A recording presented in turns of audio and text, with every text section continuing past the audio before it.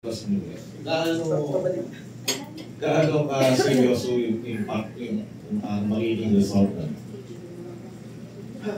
Yung lalo na yung division. That's a great question, sir. Ito yung nakakalungkot eh. Yung nagsabi na yung division na 77%. Division is here.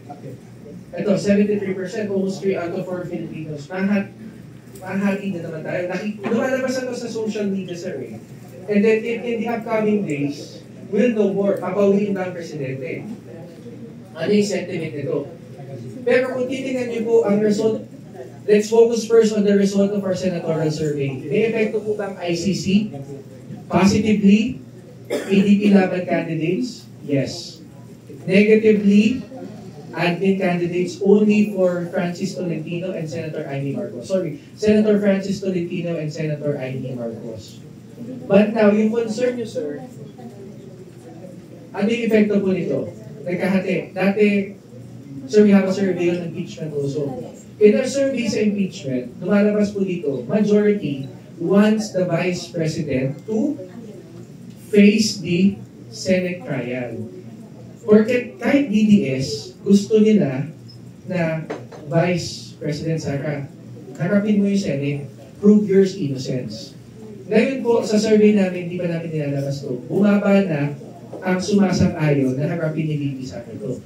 It means there are some national concerns now na possible hindi na mapag-usapan. Impeachment mostly. Kasi, for example, if Senator Chis Escudero now pushes for impeachment, ano yung magiging epekto? National rift.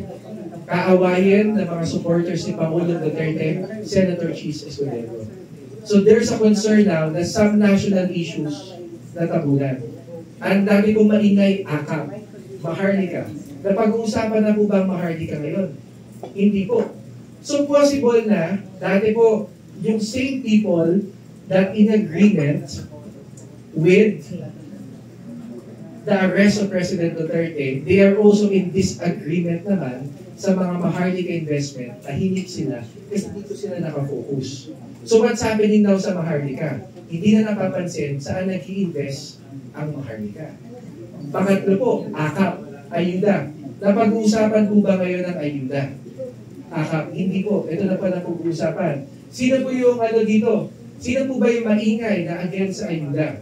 Class ABC. Those who are in agreement for the arrest of the President. Ngayon, dito po sila nakafocus. So yung pagbibigay ng ayuda, bahala kayo dyan. Hindi na napapansin yun. Pero it's a disadvantage now for the for hardworking congressman. Kasi yung AKAP, hindi napapansin. Hindi na sila napag-usapan. Dito na po nakafocus lahat. Yes, sir.